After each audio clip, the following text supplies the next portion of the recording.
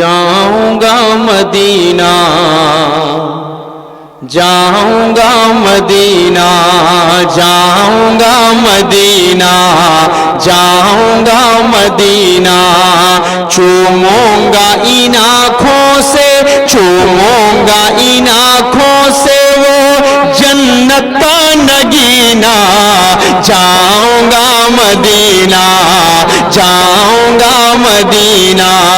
चलो आका के वो दरबार, वो दरबार, वो दरबार, वो दरबार के मुझको मेरे हालात ने मजबूर किया है।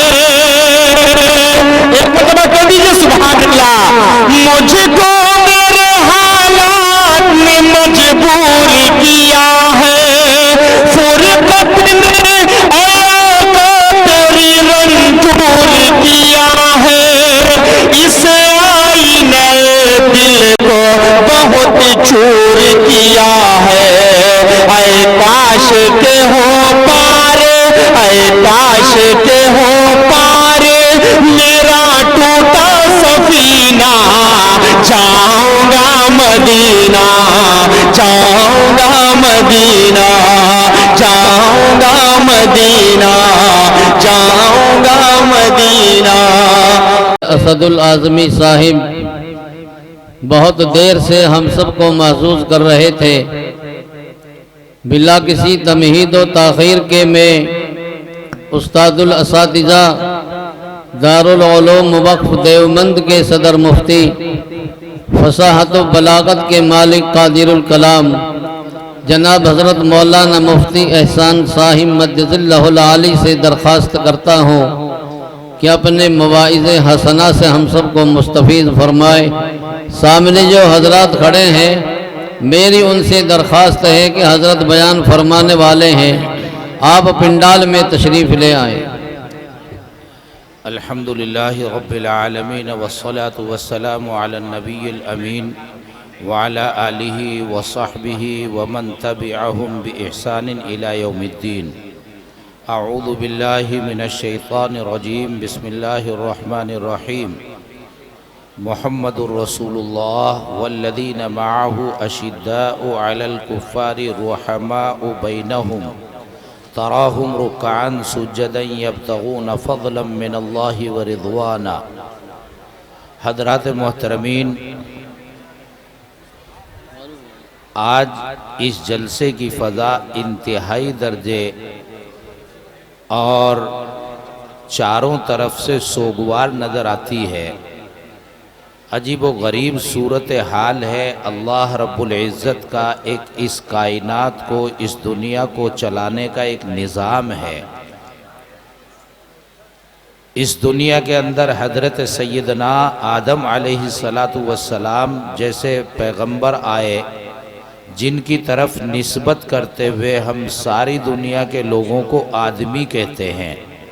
आदमी यानी आदम जिनके अब्बा हैं, आदमी जो आदम की औलाद हैं। एक आदमी आया, 10 आदमी आए, 10 आदमी गए, 10 आदमी बात कर रहे हैं, 10 आदमी आ रहे हैं, जा रहे हैं, यानी आदमी आदम की औलाद, आदम के बच्चे। हज़रत आदम अलैहिस्सलातु वस्सलाम सबसे पहले आदम हैं, फिर आदम से सारी दुनिया में आदमी बने हैं। हज़रत आदम अलैहिस्सलातु वस्सलाम से सबसे पहले हैं, इंसानों की पैदाइश में सबसे पहले हैं, और अल्लाह रब्बुल इज़्ज़त ने उनको अपना नबी और पैगंबर भी बनाया है। हज़रत आदम अलैहिस्सलातु वस्सलाम इस दुनिया में आए और एक मुद्दत तक इस दुनिया के अंदर बाकी रहे। फिर हज़रत आदम के बच्चे पैदा हो गए, आदमी पैदा हो गए। हज़रत आदम अलैहिस्सलातु वस्सलाम का इस दुनिया से इंतिकाल हो गया। हज़रत आदम अलैहिस्सलातु वस्सलाम इस दुनिया से चले गए। हमारे यहाँ अरबी में इस्तिलाह है इंतिकाल का हो जाना। इंतिकाल हो गया फलां के, इसके माना ये है कि एक जगह से दूसरी जगह की तरफ मुंतकिल हो गया। एक जगह से दूसरी जगह चला गया। जैसे यहाँ से मेरठ मुंतकिल हो गया, गांव में पहले रहता था, तो ऐसे तो बोलते हैं कि फला आदमी मुंडाली से मेरठ मुंतकिल हो गया, बम्बई दिल्ली मुंतकिल हो गया, और ज़्यादा दूर मुंतकिल हो जाए तो उसे कहते हैं उसका इंतकाल हो गया। या अरबी में दूसरी इस्तिलाह है तवफ़्फ़ाहुल्लाह, अल्लाह ने उसका वक्त पूरा कर दिया। जैसे कोई चिल्ला लगाने गया, उसका वक्त पूरा हो गया, 4 महीने के लिए गया, वक्त पूरा हो गया। मौलवियत पढ़ने गया, स्कूल पढ़ने गया, वहाँ वक्त पूरा हो गया, तो उसका वक्त पूरा हो गया। उसको यहाँ से अल्लाह रब्बुल इज़्ज़त ने दूसरी जगह भेज दिया। होता ये है कि ये मुंतकिल होना, कुरान करीम में एक जगह लिखा है कि आदमी जो पैदा नहीं हुआ तो पैदा नहीं हुआ, लेकिन जो पैदा हो गया वो कभी ख़त्म नहीं होता। या लैतनी कुन्तु तुराबा, काश अल्लाह रब्बुल इज़्ज़त हमें ख़त्म कर दे, नसियम मनसिया, ऐसे हो जाए जैसे हम थे ही नहीं, ऐसे कभी नहीं होंगे। बस होता ये है कि अल्लाह रब्बुल इज़्ज़त ने एक मर्तबा सारे इंसानों को हजरत आदम से लेकर और आज तक, और आज से लेकर क़यामत तक, मुझे भी और तुम्हें भी एक मर्तबा पैदा फरमाया। और यहाँ पर आम तौर पर लोग मुसलमान बैठे हुए हैं, मुसलमानों का तो ईमान है कि कुरान करीम अल्लाह का कलाम है। हमारी बात, हमारी तहकीक, हमारी समझ गलत हो सकती है, लेकिन अल्लाह की, भगवान की, गॉड की बात गलत नहीं हो सकती। कभी कभी वो बात गलत दिखाई देती है। क्यों दिखाई देती है? इसलिए कि हमारी समझ में नहीं आ रही है। अभी कारी साहब एक मकूला पढ़ रहे थे कि अन्नासु आदाउन लिमा जहिलू, जिस चीज को लोग जानते नहीं उसको मानते नहीं। हालांकि बहुत सी चीजें ऐसी हैं कि जिन्हें हम जानते नहीं और वो हकीकत है। ये हवा है, हम इसको जानते नहीं, आंखों से देखते नहीं, लेकिन मानना पड़ता है। नहीं माने, हवा से सांस न ले तो मर ही जाएंगे। तो बहुत सी चीजें ऐसी हैं कि जिनको हम जानते नहीं इसलिए मानते नहीं, हालांकि जब उनको जान लेते हैं तो फिर उनको मान लेते हैं। इसकी एक मिसाल अजीबो गरीब सी लिखी है। किससे? शरीयत में रसूल अकरम सल्लल्लाहु अलैहि वसल्लम के तरीक़ों में एक तरीक़ा है कि मुंह को साफ रखने का ज़्यादा एहतिमाम किया जाए। बदन भी पाक रखना है, कपड़े भी पाक रखने हैं, और बदन को साफ सुथरा भी रखना है। एक तो पाक होना है जिसको अरबी में तहारत कहते हैं, और एक साफ होना है जिसको अरबी में नज़ाफत कहते हैं। तो तहारत, पाक होना तो फर्ज है, ज़रूरी है, और शान के खिलाफ है कि साफ ना हो। पसीने की बदबू महक रही है, बराबर में खड़े होने वाले को तकलीफ हो रही है, कपड़े मैले कुचैले हैं, दूसरों का देखकर दिल दुख रहा है, घिन आ रहा है, इसे कहते हैं पाक तो है लेकिन साफ नहीं है। तो साफ रहना भी जरूरी है। तो पाकी तो शर्त है, फर्ज है, लाजिम है, जरूरी है। लेकिन अन्नज़ाफ़ा, नज़ाफत जो है वो भी ईमान का एक बड़ा हिस्सा है। उसमें जिस तरह पूरे बदन का साफ रहना जरूरी है, इस तरह रसूल अकरम सल्लल्लाहु अलैहि वसल्लम ने और जोर डाला, और जोर डालकर ये बात इरशाद फरमाई कि कुछ जगहों का साफ रखने का ज्यादा ख्याल रखा करो। वो कौन सी जगह है? वो जगह है बदन की जो जगह आपस में मिली रहती हैं। टांगे आपस में मिली रहती हैं तो वहां पसीना आकर जल्दी से बदबू पैदा हो जाती है। बगलें आपस में मिली रहती हैं, पसीना आकर बदबू जमा हो जाती है। अंगूठे उंगलियों के पोरवे नाखूनों के करीब करीब मैल कुचैल जल्दी जमा हो जाता है, तो वहां से गंदगी जमा होती है। अक़दुल अनामिल, ये हिस्से आपस में मिले रहते हैं, पाँव की उंगलियों के भी, हाथ की उंगलियों के भी। तो रसूल अकरम सल्लल्लाहु अलैहि वसल्लम ने हमें माँ बाप की तरह सिखाया, जैसे माँ बाप बच्चों को सिखाते हैं ना उंगली पकड़ के चलना, और पेशाब पखाना करना, सफाई करना, कैसे पेशाब करना है, कैसे पखाना करना है, कैसे उसको धोना है, जिस तरह वो सिखाया जाता है, इसी तरीके से रसूल अकरम सल्लल्लाहु अलैहि वसल्लम, चूंकि माँ बाप से भी ज़्यादा मोहब्बत हमसे रसूल अकरम सल्लल्लाहु अलैहि वसल्लम फरमाते हैं, तो माँ बाप की तरह हमें तमाम बातें सिखाते हैं।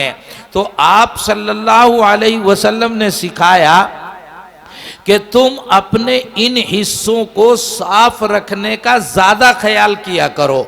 जहाँ जहाँ पसीना इकट्ठा होकर या जहाँ जहाँ मैल कुचैल जमा होने का ज़्यादा अंदेशा होता है।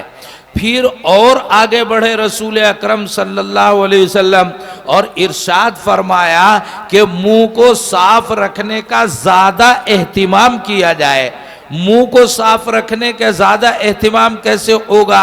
उंगली से मुंह को साफ किया जाए, पानी से मुंह को साफ किया जाए, लेकिन मुंह में जरासीम, चूंकि आदमी खाना खाता है, कुछ चीज़ें और खाता और पीता रहता है, उनसे दांतों के दरमियान और मुंह के अंदर जरासीम, कीड़े मकोड़े बारीक जो नज़र नहीं आते, वो जरासीम जमा हो जाते हैं, इकट्ठे हो जाते हैं, और उनसे मुंह में जल्दी से बदबू पैदा हो जाती है। और जब आप बात करेंगे किसी के साथ, तो वो बेचारा आपका रिश्तेदार है, आपका ताल्लुकदार है, आपका बड़ा छोटा है, यूं भी नहीं कह सकता मैं तेरे से बात नहीं करता, और आप बोल रहे हैं तो आपके मुंह की बू उसकी तरफ जा रही है, वो तकलीफ में भी मुब्तला है। रसूल अकरम सल्लल्लाहु अलैहि वसल्लम तुझे भी साफ सुथरा देखना चाहते हैं, और तेरे मुंह की बू से भी दूसरे को तकलीफ हो, इतनी तकलीफ भी तुझसे किसी को पहुंचे, हुजूर सल्लल्लाहु अलैहि वसल्लम को यह गवारा नहीं है। किसी को इतनी तकलीफ पहुंचना भी, भाई बाद में फोन करो, तो इतनी तकलीफ भी गवारा नहीं कि किसी के मुंह से बू आए और दूसरे को तकलीफ पहुंच जाए। इसलिए इरशाद फरमाया कि मुंह को खूब अच्छी तरह साफ करो। और अच्छी तरह साफ कैसे करते हैं? मिसवाक। अब तो टूथपेस्ट भी चल गया है, उससे भी मुंह साफ हो जाता है। और पहले लकड़ी ही लकड़ी थी, नीम की लकड़ी, पीलू की लकड़ी, बबूल की, कीकर की लकड़ी, लकड़ी से मुंह साफ करते थे। हमारी इस्तिलाह में उसको मिसवाक कहते हैं कि मिसवाक से खूब अच्छी तरह मुंह को साफ कर लो। अब रसूल अकरम सल्लल्लाहु अलैहि वसल्लम ने मिसवाक का लफ्ज भी इरशाद फरमाया, और कुछ लकड़ियों की तरफ इशारा भी फरमाया कि इन लकड़ियों को मुंह साफ करने के लिए, मिसवाक के लिए इख्तियार करो तो ज्यादा अच्छा है। बात समझ में नहीं आई। अब फिर उस मिसवाक के अंदर जो है तरीक़ेकार, मिसवाक जो लेंगे वो कितनी लंबी लेके आनी है? इतनी लंबी मिसवाक ले आओ, पूरे साल चलती रहेगी, मगर इतनी लंबी मिसवाक, वो डंडा और लकड़ी और जनाब वो लठ दिखाई देगी आपको, तो वो ज़रा मिसवाक इख्तियार करने में मुश्किल हो जाएगी, लोग हंसाई हो जाएगी। लोग जब मिसवाक लेके चलेंगे या मिसवाक करेंगे तो देखने में लगेगा अजीब पागल आदमी मुंह में डंडे घुसा रहा है, उसको मिसवाक नहीं कहा जाएगा।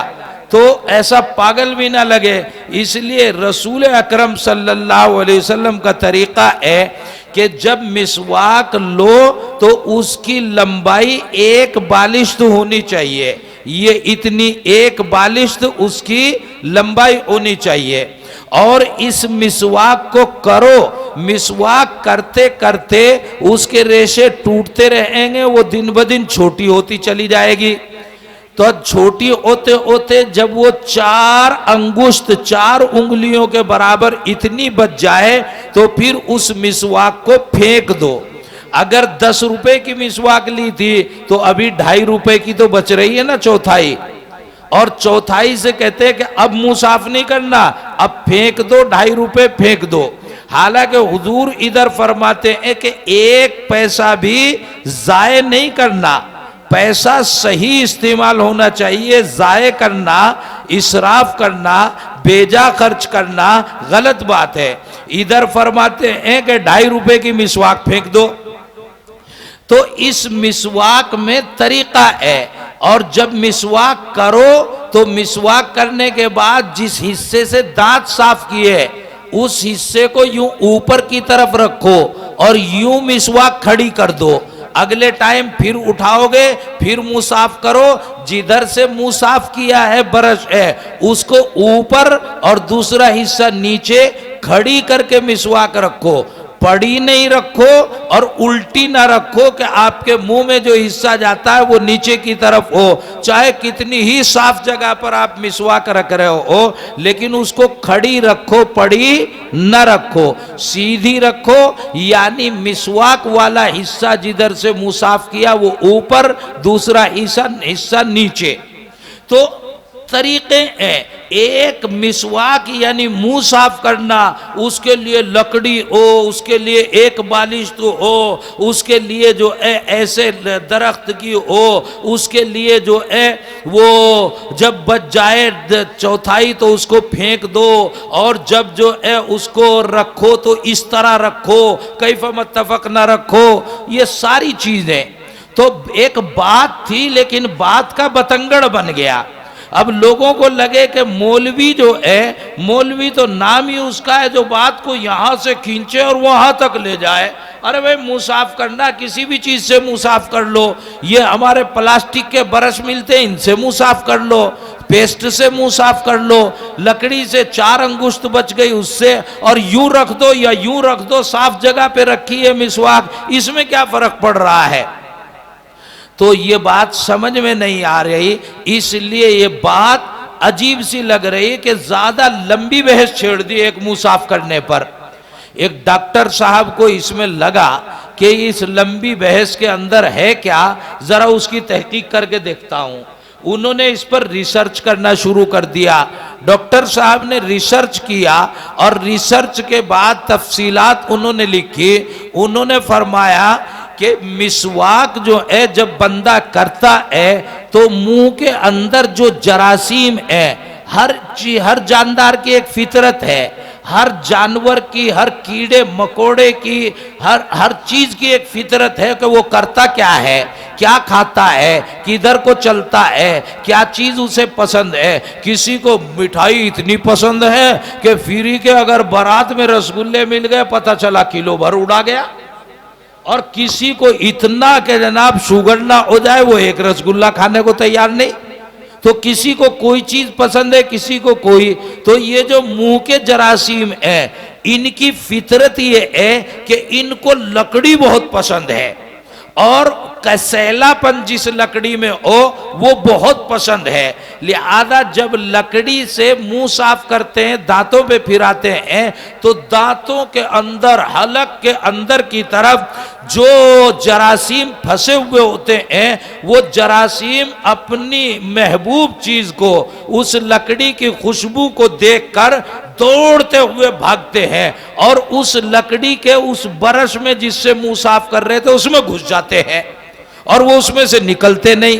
तो वो सारे के सारा मुंह साफ हो जाता है, सारे जरासीम उसमें आ जाते हैं। अब मुंह तो साफ हो जाएगा प्लास्टिक के ब्रश से, लेकिन वो जो जरासीम इधर उधर दाएं बाएं से निकल के आ जाते थे, वो तो निकल के प्लास्टिक के ब्रश पे आएंगे नहीं। उन्हें तो पसंद क्या है, लकड़ी, वो भी कड़वी कसेली।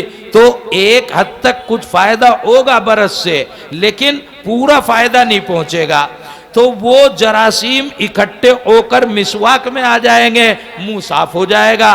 मुंह में जो है तकलीफ दे जरासीम नहीं रहेंगे, बीमारियों से मुंह की और दाढ़ दांतों की, मसूड़ों की हिफाजत हो जाएगी।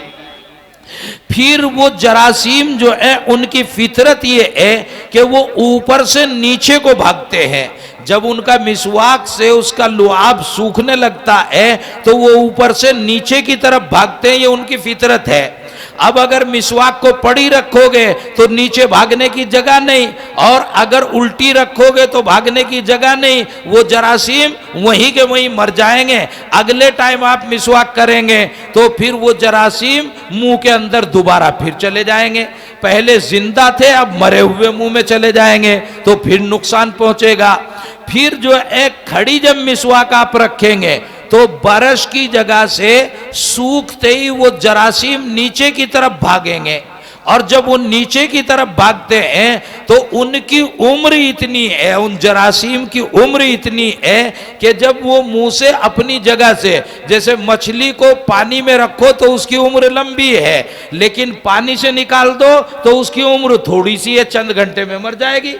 तो ऐसे मुंह से जब उनको निकाल देते हैं तो उनकी उम्र सिर्फ इतनी है कि वो मिसवाक एक बालिश है, यहां बरस है, यहां से वो चलेंगे, दौड़ेंगे, यहां तक आएंगे, यहां तक तो सारे आ जाते हैं, यहां से वो मरने शुरू हो जाते हैं। कोई यहां मर जाएगा, कोई यहां मर जाएगा, कोई यहां मर जाएगा। तो जब मिसवाक 1/4 4 अंगुल के अंगुष्ठ के बराबर बच गई तो उसमें सारे जरासीम जो इतने दिन मिसवाक की तुमने, वो सारे जरासीम उसी 4 अंगुष्ठ के अंदर हैं। अब अगर उस 4 अंगुष्ठ को तुम इस्तेमाल करो तो फिर वो बजाय तकलीफ को दूर करने के तकलीफ मुंह के अंदर फिर चली जाएगी। तो रसूल अकरम सल्लल्लाहु अलैहि वसल्लम ने एक मिसवाक की बात इरशाद फरमाई। हमें पता नहीं थी तो हमें समझ में आ रहा था कि यार ये बहुत लंबी बात है, यूं करो, यूं करो, यूं करो, यूं करो, यूं करो। मौलवी ने तो पूरा मसला इतना लंबा कर दिया एक मिसवाक पे। लेकिन जब हकीकत का पता चला तो पता चला कि रसूल अकरम सल्लल्लाहु अलैहि वसल्लम जो मिसवाक कर रहा उसके लिए और जिसके लिए जो सामने लोग हैं जिनसे बातें करेगा उनके लिए कितनी भलाई और कितनी खैर खाही की बात इरशाद फरमा रहे हैं। अलगरज मुझे कहना, मिसाल के तौर पर मैंने एक बात बताई, मुझे कहना यह है कि बात बातें मालूम होती हैं और बात मालूम नहीं होती, लेकिन अगर वो रसूल अकरम सल्लल्लाहु अलैहि वसल्लम ने बताई हैं और हमें मालूम नहीं तो हमारी मालूमात की कमजोरी है। रसूल अकरम सल्लल्लाहु अलैहि वसल्लम ने जो बताया वो सही बताया। जैसे मिसवाक मालूम नहीं था इसमें अंदर क्या क्या चक्करात हैं, लेकिन जब पता चला तो पता चला कि रसूल सल्लल्लाहु अलैहि वसल्लम ने सही बताया। और कुरान वो तो इससे भी बड़ी सही बात है, वो तो अल्लाह ने बताया। तो ये जो मैं कह रहा हूं कि आपको और मुझे, तमाम दुनिया को अल्लाह रब्बुल इज्जत ने इंसानों को एक ही टाइम के अंदर पैदा फरमाया। ये नहीं जैसे आज बच्चे पैदा हो रहे हैं, एक ही टाइम में सारे बच्चे आदम से लेकर कयामत तक जितने आप और हम बेटे सबको एक साथ पैदा फरमाया और उनको चींटियों की शक्ल में पैदा फरमाया। छोटे छोटे जैसे चूंटी लाखों चलती है ना एक जगह, ऐसे अरबों खरबों इंसान एक जगह पैदा कर दिए अल्लाह ताला ने, चींटियों की शक्ल में पैदा फरमाए और उन तमाम को समझ भी अता फरमाए, अकल भी अता फरमाए। और फिर अल्लाह रब्बुल इज्जत ने तमाम दुनिया के तमाम इंसानों से, हिंदुओं से, मुसलमानों से, सिखों से, ईसाइयों से, बुद्धिस्टों से, यहूदियों से, तमाम से अल्लाह रब्बुल इज्जत ने बात की। और बात करते हुए क्या बात की? कुरान करीम ने लिखा है, बात की अलस्तु बिरब्बिकुम, ऐ सारी दुनिया के इंसानों तुम ये बताओ मैं तुम्हारा खालिक, तुम्हारा पैदा करने वाला, तुम्हारा मालिक, तुम्हारा अल्लाह हूं या नहीं हूं? तुम्हारा अल्लाह, तुम्हारा खालिक व मालिक मैं हूं या नहीं हूं। तो सारे मजमे ने जितनी दुनिया के इंसान थे सारे तो एक साथ पैदा हो गए, उनके अलावा कोई अब पैदा नहीं होना। सारों ने कहा कालू बला, सारों ने कहा क्यों नहीं, बिलाशुबा आप ही हमारे रब हैं, आप ही हमारे अल्लाह हैं, आप ही हमारे खालिक हैं, आप ही हमारे मालिक हैं। ये इसको कहते हैं इन मौलवियों की जबान में अहदे अलस्तु, अहदे अलस्तु, यानी अल्लाह ने अहद ले लिया कि तुम मुझे अल्लाह मानते हो या नहीं मानते। सब ने कहा कि हम आपको अल्लाह मानते हैं। ये एक मर्तबा पैदा किया फिर सारों को खत्म कर दिया। अब सारे कहां पैदा हो गए तो अब खत्म होने नहीं है। कहां से मर गए, जिस जमीन पे चींटियों की शक्ल में पैदा किया था वहां से इंतकाल हो गया, फिर वापस चले गए, खत्म नहीं हुए, इंतकाल हो गया। अब इंतकाल होने के बाद फिर अल्लाह रब्बुल इज्जत ने उन्हें दोबारा पैदा करना है। कैसे पैदा करना है, फिर आदम को दुनिया में भेजा, आदम को भेजकर आदम से हव्वा को पैदा किया और एक सिलसिला पैदा कर दिया कि एक मर्द होगा, एक औरत होगी, एक लड़का होगा, एक लड़की, एक मेल, एक फीमेल। और मेल की पुष्ट के अंदर से एक नुत्फा निकलेगा और फीमेल के नुत्फे से मिलेगा और मिलने के बाद फिर जो है एक बच्चा पैदा होगा। वो बच्चा जो है कहाँ है, सुलबे पिदर कहते हैं हमारे मौलवियों की जबान में उसको, यानी पीठ में है अपने बाप की, वहां पर वो बच्चा है। और वो कौन सा बच्चा है, वही जो चींटियों की शक्ल में अल्लाह ने पैदा फरमाया था, ये कुरान में लिखा है। वो बच्चा कहाँ है, अब वो बाप की पीठ में है। वो बाप की पीठ में से अब कहां पैदा हुआ, वो मां के पेट में चला गया। तो बाप की पीठ से उसका इंतकाल हो गया और चला कहां गया, मुंतकिल होकर मां के पेट में चला गया। तो पहले पैदा हुआ था अहदे अलस्तु में, वहां से इंतकाल हो गया, फिर पैदा हुआ बाप की पीठ में, वहां से फिर इंतकाल हो गया, फिर पैदा हो गया कहां, वो मां के पेट में। अब उससे पूछो सारी दुनिया उसकी क्या है, मां का पेट यहां से लेकर यहां तक यही उसकी कुल कायनात है। अब वो वहां से फिर पैदा होता है, वो पैदा होता है अब यहां पर, यहां इस धरती पर पैदा होता है। तो उसका मां के पेट से इंतकाल हो गया, वो मां के पेट से इस धरती की तरफ मुंतकिल हो गया। तो मां का पेट क्या हो गया, खाली हो गया। जैसे बाप की पीठ पहले उससे क्या हो गई थी, खाली हो गई, पहले वहां से मुंतकिल हुआ था, अब मां के पेट से उसका इंतकाल हो गया। पैदा कहां हो गया, इस जमीन के ऊपर पैदा हो गया। अब इस जमीन के ऊपर एक मुद्दत तक रहता है, 60, 70, 80, 90, 100 साल रहता है, और रहने के बाद फिर वो इस जमीन से मुंतकिल हो जाता है।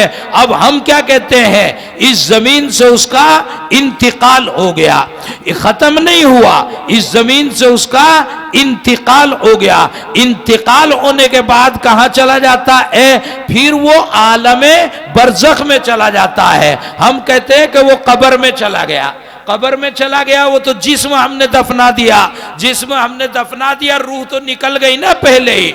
अब दोनों कहां इकट्ठे हुए, हमारा कुरान और हदीस ये कहता है कि आलमे बरज़ख में चला गया।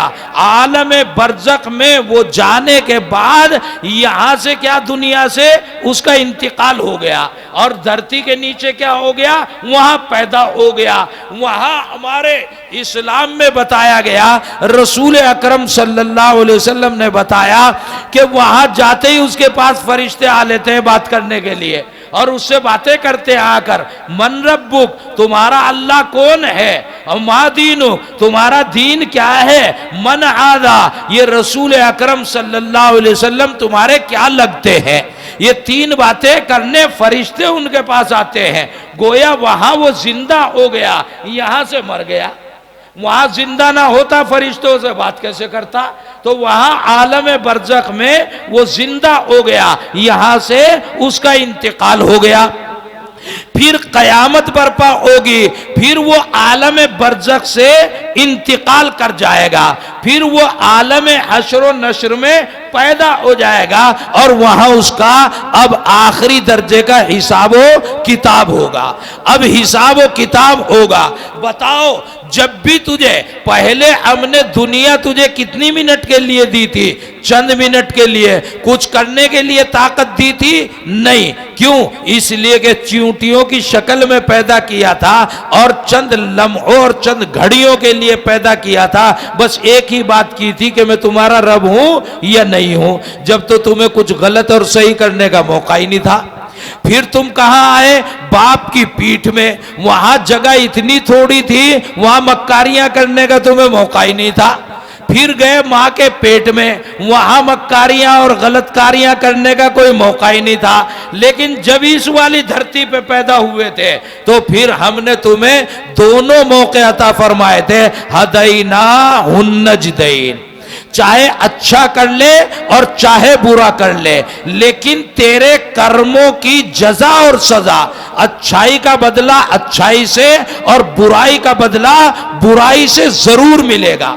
खास तौर से इंसान इंसानों के साथ, इंसान जानदारों के साथ, किसी भी जानदार जिसको तकलीफ महसूस होती है, मसलन इस कुर्सी पे मारो, इसको अल्लाह ने ऐसी जान अता नहीं फरमाई जिसको तकलीफ महसूस होती हो, लेकिन भैंस के मारो तो उसे तकलीफ महसूस होती है, बैल के मारो तो उसे तकलीफ महसूस होती है, आदमी को मारो तकलीफ महसूस होती है। जिसे भी तकलीफ महसूस होती हो उसे अगर आपने तकलीफ पहुंचाई तो फिर आपका बदला बुराई से मिलना ही मिलना है, आप बच नहीं सकते।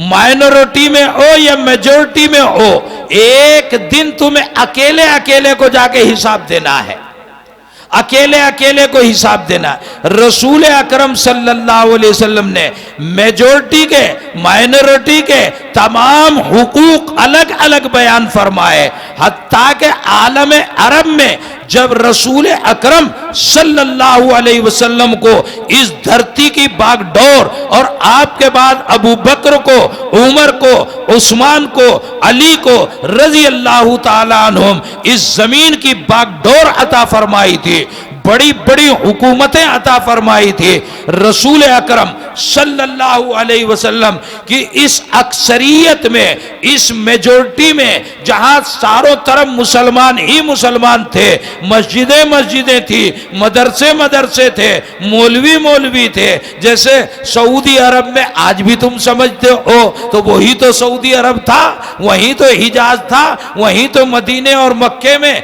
रसूल अकरम सल्लल्लाहु अलैहि वसल्लम रहते थे।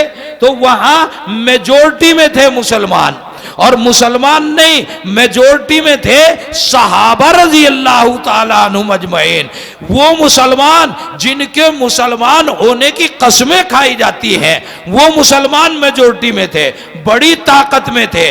उस वक्त रसूल अकरम सल्लल्लाहु अलैहि वसल्लम माइनॉरिटी के, अक़लियतों के हुकूक बयान करते हुए इरशाद फरमाते थे कि अगर किसी ने किसी के ऊपर जुल्म किया, अगर किसी ने किसी का हक दबाया, अगर किसी ने किसी के ऊपर ज्यादती की, अगर किसी ने जान को, माल को या किसी की इज्जत और आबरू को नुकसान पहुंचाया, हदीस में आता है मुसलमान के लिए बड़ी डांट दुनिया की सजा नहीं, आखिरत की सजा, मरने के बाद वाली सजा बड़ी सजा है। रसूल अकरम सल्लल्लाहु अलैहि वसल्लम ने इरशाद फरमाया कि आखिरत में अल्लाह के रूबरू जब तुम्हें हिसाब के लिए पेश किया जाएगा, मैं उसकी तरफ से मुकद्दमा तेरे खिलाफ होकर लड़ूंगा। रसूल अकरम सल्लल्लाहु अलैहि वसल्लम ने सिखाया कि मेजॉरिटी में जब तुम अक्सरियत में हो, तुम्हारी तादाद ज्यादा हो, तो अकलियतों की हिफाजत करना तुम्हारी क्या जिम्मेदारी है। यही नहीं, बल्कि रसूल अकरम सल्लल्लाहु अलैहि वसल्लम ने सराहत के साथ रवायत मौजूद है, हदीस मौजूद है। रसूल अकरम सल्लल्लाहु अलैहि वसल्लम ने इरशाद फरमाया कि एक खातून, एक औरत जो मुसलमान है, उसका इंतकाल हो गया, मैंने उसकी कब्र में उसको अजाब होते हुए देखा है। वजह क्या है कि अजाब हो रहा है?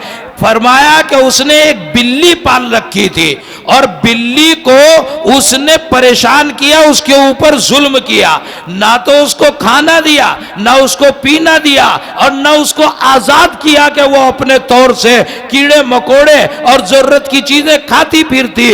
उसको बांध के भी रखा और उसका हक अदा नहीं किया, खाना और पानी नहीं दिया।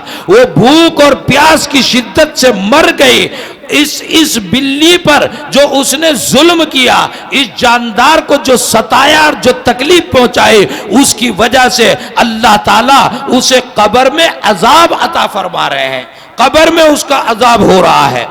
दूसरी जगह रसूल अकरम सल्लल्लाहु अलैहि वसल्लम ने इरशाद फरमाया कि एक आदमी को मैंने देखा कि वो अल्लाह की तरफ से जज़ा याफ्ता हुआ है, अल्लाह ने उसको इनाम अता फरमाया है, अल्लाह ने मरने के बाद उसको भलाइयाँ, खूबियाँ, अच्छाइयाँ अता फरमाई है। वजह क्या थी? वजह ये थी कि वो मुसाफिर बेचारा सफर से दूर से आ रहा था, प्यास उसको शिद्दत की लगी हुई थी और जबान मुंह से निकल रही थी। सामने कुआं दिखाई दिया, वो कुएं में उतरा और मरता क्या नहीं करता, प्यास की शिद्दत है, कुएं में किसी तरह उतरा। वो तरीका होगा कुएं में उतरने का, आजकल तो कुएं होते नहीं, तो कुएं में उतरा और उसने पानी पिया। पानी पी के जब बाहर आया, चलने लगा, सामने देखा कि मिट्टी में एक कुत्ता लेटा हुआ है और जबान यूं निकल रही है, हा हा हा कर रहा है, मरने के करीब पहुंच रहा है, यलहस ऐसा, और वो मिट्टी खा रहा है, लेकिन बस वो मरने के करीब है, प्यास की शिद्दत है। बस इस मुसाफिर को एकदम ऐसा लगा कि जैसे प्यास से तू तड़प रहा था, ये कुत्ता भी तो अल्लाह की मखलूक है, ये भी तो जानदार है, इसे भी ऐसी प्यास लग रही होगी। फिर वो अपना जूता या मोजा लेकर फिर वो उतरा पानी में, और पानी में कुएं में उतर के मेहनत मशक्कत करके अपने जूते में, मोजे में पानी भर के लाया, मुंह में दबाकर। पैरों से और हाथों से तो चलना चढ़ना कुएं पर, लेकिन मुंह में दबाकर और ऐसे पानी लेकर आया और उस कुत्ते को पानी पिलाया। रसूल अकरम सल्लल्लाहु अलैहि वसल्लम की हदीस है कि अल्लाह रब्बुल इज्जत को ये अदा पसंद आ गई, अल्लाह ने उसकी मगफिरत कर दी और उसके सारी गलतियां और गुनाह माफ करके उसे जन्नत में भेज दिया। तो ये शरीयत है कि जिसमें जो कुछ किया है उसका बदला मिलना है। अपनों के साथ किया हो, गैरों के साथ किया हो, अक्सरियत के साथ किया हो, अकलियत के साथ किया हो, रिश्तेदारों के साथ किया हो, गैर रिश्तेदारों के साथ किया हो, यहां तक के जानवरों के और कुत्तों और बिल्लियों के लिए अगर तुमने कोई सुलूक किया है, उसका भी बदला अल्लाह रब्बुल इज्जत की तरफ से मिलना है। अलगरज मुझे कहना यह है कि आदमी यहां से मुंतकिल होता है, यहां से हम रोते धोते हैं, इंतकाल हो गया। क्यों रो रहे हैं? इसलिए कि ये शक्ल हमारे सामने थी। बाप की सुल्ब से जब इंतकाल हुआ पीठ से, वो शक्ल हमारे सामने नहीं थी, हमें उसका फायदा नहीं पहुंच रहा था, नुकसान नहीं पहुंच रहा था। माँ के पेट में था तो नुकसान नहीं, नफा नहीं, कुछ नहीं पहुंच रहा था। अहदे अलस्तु में था, नफा नुकसान नहीं पहुंच रहा था, लेकिन यहाँ उसके फायदे हमें पहुंच रहे थे, उसका नफा नुकसान हमें था। हम अपने नफे नुकसान, हमारा दिल लग गया था उसके साथ, ये जो दिल टूटा है इसके लिए हम रोते हैं। लेकिन वो खत्म नहीं हुआ, इस दुनिया से मर गया, इंतकाल कर गया। किस दुनिया में पैदा हो गया? आलम बरज़ख, कब्र में जाकर पैदा हो गया। वहां फरिश्ते उससे गुफ्तगू कर रहे हैं, वहां फिर उसकी तफसीलात हैं कि कयामत तक वहां किस तरह रहेगा। अगर उसके कर्म अच्छे थे, अगर उसने दुनिया में इंसानों का ख्याल किया था, अल्लाह की इबादत का ख्याल करना, अल्लाह का हक अदा करना, और बंदों का ख्याल करना, ये बंदे किसने पैदा किए? अल्लाह ने। इनका ख्याल करोगे, इनके साथ खैर खाई करोगे, इनके साथ अच्छाई का बर्ताव करोगे, अच्छा सुलूक करोगे, नर्म रवैया इख्तियार करोगे, जुल्म नहीं करोगे, तशद्दुद नहीं करोगे, दहशत और वहशत नहीं फैलाओगे, अगर अमन के साथ सलामती के साथ आप रहे थे तो फिर अल्लाह रब्बुल इज्जत आपको वहां जन्नत जैसी जिंदगी अता फरमाते हैं, जन्नत जैसी जिंदगी अता फरमाते हैं। और अगर जो है बदसलूकी के साथ जुल्म करते हुए दुनिया से गए तो फिर वहां जहन्नम जैसी जिंदगी अता फरमाते हैं। कहना यह है, लेकिन एक मसला है जो एक तरतीब से चला रहा है। सबसे बड़ा आदमी, सबसे बड़ा आलिम, सबसे बड़ा आबिद, सबसे बड़ा जाहिद, सबसे बड़ा सारी दुनिया का ख्याल रखने वाला, इंसानों का ख्याल, अपनों का ख्याल, गैरों का ख्याल, जानवरों का ख्याल, जानदारों का ख्याल रखने वाली शख्सियत जो दुनिया के अंदर पैदा हुई वो जनाब मोहम्मदुर रसूलुल्लाह सल्लल्लाहु अलैहि वसल्लम है। वो मेरे और आपके नबी नहीं, वो सारे आलम के लिए नरमियां लेकर आए, शफकतें लेकर आए, मोहब्बतें लेकर आए, हमदर्दियां लेकर आए, भलाइयां लेकर आए, अमन लेकर आए, सलामती लेकर आए। उन्होंने दहशत का खात्मा किया, उन्होंने दहशत गर्दी का खात्मा किया, उन्होंने जुल्म का खात्मा किया, उन्होंने जबर और तशद्दुद का खात्मा किया, उन्होंने किसी की इज्जत लूटने को हराम करार दिया। वो रसूल अकरम सल्लल्लाहु अलैहि वसल्लम सबसे बड़ी शख्सियत है। आपके बाद आपके सहाबा वो थोड़ा एक कदम नीचे हैं, और फिर सहाबा के बाद दूसरे लोग आए वो एक कदम नीचे हैं, उसके बाद दूसरे आए वो एक कदम नीचे हैं, होते होते हम तक मामला आ गया, हम पता नहीं कितने कदम नीचे हैं। आगे आने वाली नस्ल की अल्लाह खैर करे, वो कितने कदम नीचे। क्यों? इसलिए कि खैर कहाँ थी, भलाई कहाँ थी? रसूल अकरम सल्लल्लाहु अलैहि वसल्लम में। केवल लंबा होता गया, वोल्टेज कम होते चले गए, तो ये वोल्टेज कम होते चले गए। अब जो है जितनी दूरी बढ़ती जाएगी, कैसे बढ़ी ये दूरी? ये नहीं कि स्कूल कम हो गए, ये नहीं कि मदरसे कम हो गए, नहीं, बल्कि वो जो बड़े लोग थे जिनके अंदर खैर थी, रसूल सल्लल्लाहु अलैहि वसल्लम वाली मोहब्बतें थी, शफकतें थी, नरमियां थी, माइनॉरिटी और मेजॉरिटी का ख्याल था, वो तमाम अपनों का और गैरों का ख्याल था, जानदारों का ख्याल था, जिनकी जबान, जिनका इल्म मुसलमान नहीं था, जिनका दिल मुसलमान था, जिनका दिल मुसलमान था, जिनकी सोच मुसलमान थी, जिनकी फिक्र मुसलमान थी, वो दुनिया से उठ गए। अगले इतनी बड़ी फिक्र वाले पैदा नहीं हुए, उससे थोड़ी एक पॉइंट कम फिक्र वाले पैदा हुए। तो ये अल्लाह ताला हदीस में आता है, रसूल अकरम सल्लल्लाहु अलैहि वसल्लम इरशाद फरमाते हैं, इन्नल्लाह ला यक़बिदुल इल्मा इंतिज़ाअन यंतज़िउहु मिनन नास। अल्लाह इल्म को, कौन सा इल्म? जो खैर की दावत दे, जो भलाई सिखाए, जो मोहब्बतें सिखाए, जो गमखारी सिखाए, जो जुल्म बर्बरियत का खात्मा करे, जो दहशत गर्दी का खात्मा करे, जो सरहदों की हिफाजत करे, जो तामीर सिखाए, जो तरक्की सिखाए, जो मोहब्बतें सिखाए, जो अपनाइयतें सिखाए, वो इल्म अल्लाह ऐसे नहीं उठाते कि किसी के दिल में था, किसी के दिमाग में था, किसी की सोच में था, अल्लाह उसे खींच ले उसके दिल से, यूं नहीं उठाते। बल्कि वो उठता कैसे है?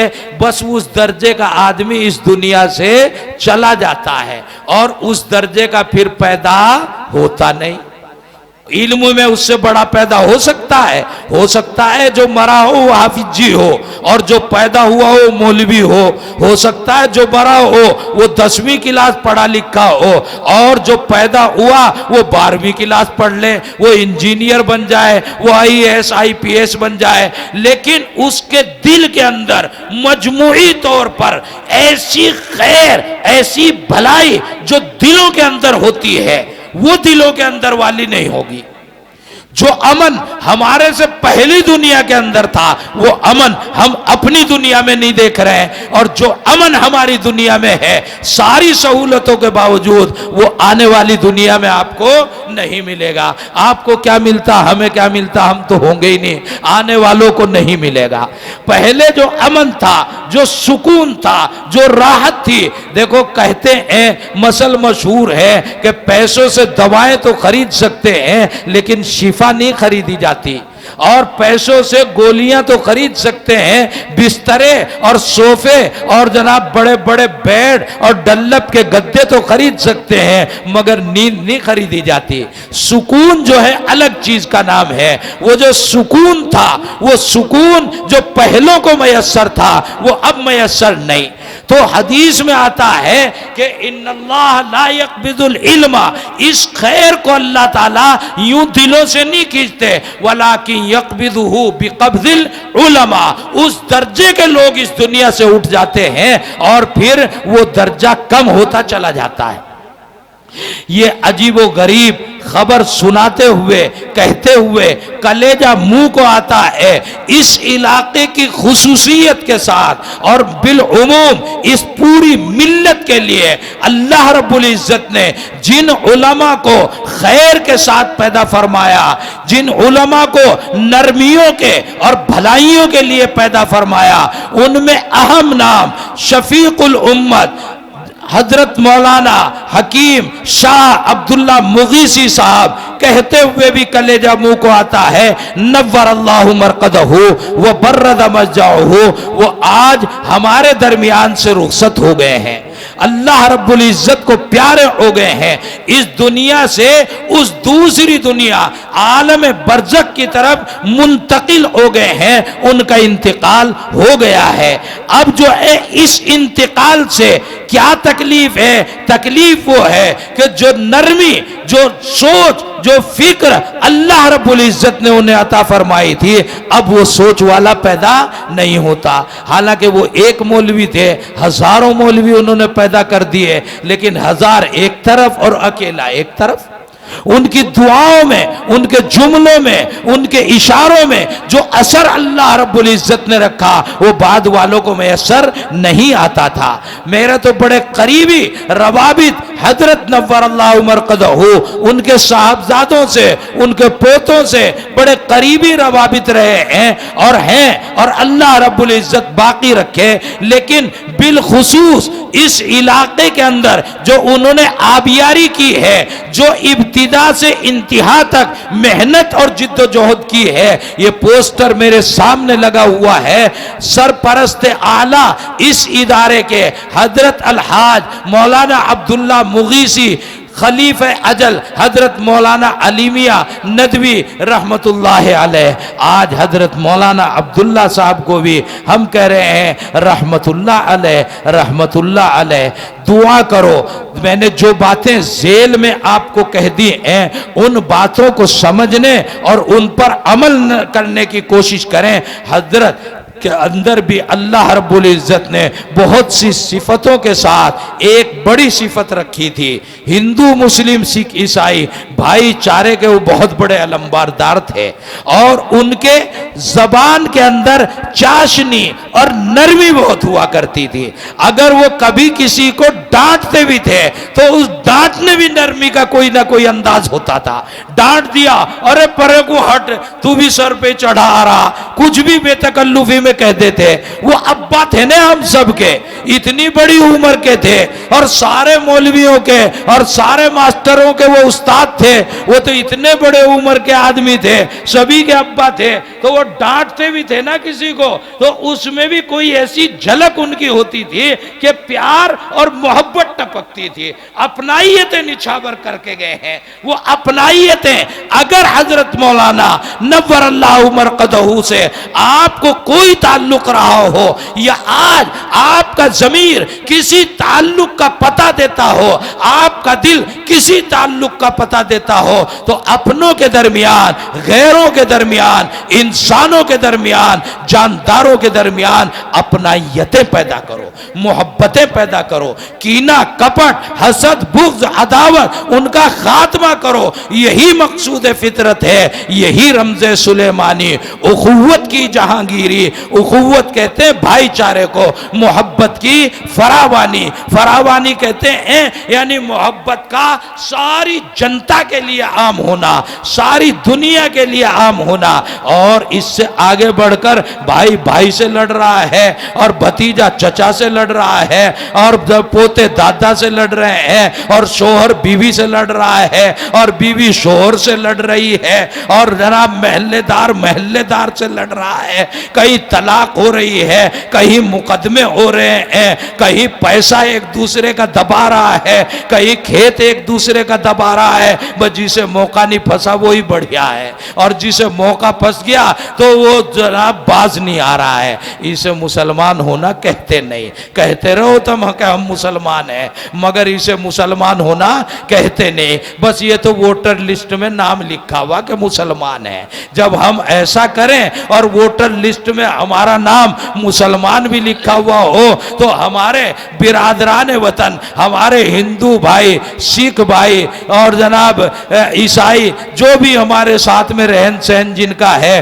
वो भी ताज्जुब करते हैं कि इस्लाम धर्म ये सिखाता है। सच्ची बात ये है, इस्लाम धर्म ये सिखाता नहीं है। धर्म ठीक है, लेकिन धर्म के मानने वाले कभी कभी गड़बड़ करने लगते हैं। ये गड़बड़ें करनी छोड़ दो। तुम ही मुसलमान हो, तुम ही से इस्लाम सीखते हैं दुनिया के लोग, समझते हैं। वो तुम्हारा कुरान तो पढ़ते नहीं, वो तुम्हारी हदीस तो पढ़ते नहीं, तुम भी उनकी रामायण पढ़ते नहीं, भगवत गीता पढ़ते नहीं, अपना कुरान पढ़ने का टाइम नहीं, किसी की भगवत गीता कहाँ पढ़ रहे। और मुझे माफ करें हमारे वो भाई भी, उन्हें भी अपनी गीता रामायण पढ़ने का या भगवान चालीसा पढ़ने का उन्हें भी टाइम नहीं। बहुत कम परसेंटेज है उनमें भी धर्म के पढ़े लिखों की। वैसे ही दो चार जुमले जैसे हम जानते हैं कि जनाब अल्लाह है, मोहम्मद सल्लल्लाहु अलैहि वसल्लम है, कुरान है, हदीस है, मस्जिद है, मदरसे हैं, ये बातें हमने सुन ली, वह मुसलमान से हो गए। ऐसे ही उन्होंने भी दो चार बातें सुन ली, वो भी हिंदू से, सिख से, यहूदी से, ईसाई से हो गए। किताबें नहीं पढ़ते धर्म की किताबें नहीं पढ़ते। धर्म की किताबें पढ़ो तो फिर धार्मिक बन जाओगे। फिर तशद्दुद, बर्बरियत, जुल्म और सितम, एक दूसरे के प्यार पैदा हो जाएगा। ये तमाम चीजें खत्म हो जाएगी जब धर्म को पढ़ोगे। और धर्म पढ़ा जाता है चेहरों से। अगर तुम जो है तुम्हारे घरों में मुसलमानों के लड़ाइयां हो रही हैं, तुम्हारे मुकदमे ये मुफ्ती रियासत नहीं उलझा सकते, ये नहीं सुलझाना जानते, इन्हें नहीं कुरान हदीस आती। तुम्हारी अगर अव्वल तो लड़ाई को खत्म करो। गुस्सा ये तो शैतान होता है। कुरान ने कहा काज़िमीन अल गैज़, मुसलमान तो उसे कहते हैं जो गुस्सा आ तो जाए लेकिन वो गुस्से को पी जाता है। गुस्सा पीना नहीं जानता वो पक्का मुसलमान नहीं, कच्चा मुसलमान है। कुरान की आयत में लिखा है कि जो गुस्से में कुछ का कुछ कर दे वो मुसलमान पक्का नहीं। कुरान कहता है, मैं नहीं कह रहा, मौलवी नहीं कह रहे, कुरान कह रहा है कि वो मुसलमान कच्चा है। तो अपने झगड़े ना करो। और अगर कुछ हो जाए, ये मौलवी बैठे, ये मुफ्ती बैठे, इनसे मसले हल कराओ ना, लेकिन करावे तो हल वो जो गुस्से को पी रहे हो, जो मुसलमान हो, जो कुरान को यहां दिल से भी मानते हो। अना जब चढ़ी भी हो, गुस्से का भूत चढ़ा हुआ हो, मैं का भूत चढ़ा हुआ हो, पैसे का भूत चढ़ा हुआ हो, ताकत की घमंड चढ़ी हुई हो, तो वो तो किसी के मानने को तैयार नहीं। वो तो एक दूसरे को नीचा दिखाने पे लगा है। और अगर यूं हो कि जनाब हम तो वो मान लेंगे, चाहे मोहब्बत में भी वो मान लेंगे जो अल्लाह के रसूल कहते हैं और झगड़े में भी वही मान लेंगे जो अल्लाह के रसूल कहते हैं, तो एक भी झगड़ा मुंडाली से बाहर नहीं जाएगा। यही मौलवी झगड़े हल कर देंगे और अव्वल तो होगा ही नहीं झगड़ा, अव्वल तो झगड़ा होगा नहीं, एक भी तलाक नहीं होगी पूरे इलाके में, किसी की लड़की को कोई नहीं सताएगा और कोई लड़की भी किसी के लड़के को नहीं सताएगी।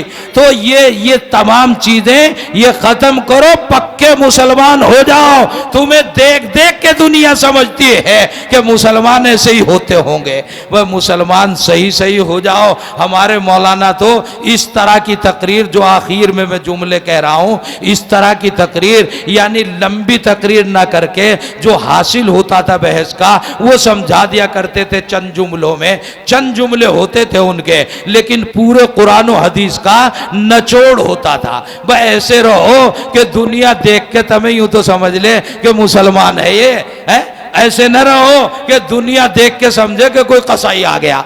तो ऐसे रहो, ऐसे पक्के मुसलमान रहो। पक्के मुसलमान होना ही असल मुसलमानी है। वोटर लिस्ट में मुसलमान नाम रखना ये पक्की मुसलमानी नहीं है। तो सोचो, आज हमारे दरमियान हजरत नहीं रहे, लेकिन हजरत की प्यारी प्यारी बातें, नरमी वाली बातें, मोहब्बतों वाली बातें, अपनाइयतों वाली बातें वो हमारे दरमियान इंशाअल्लाह हमेशा रहेंगी।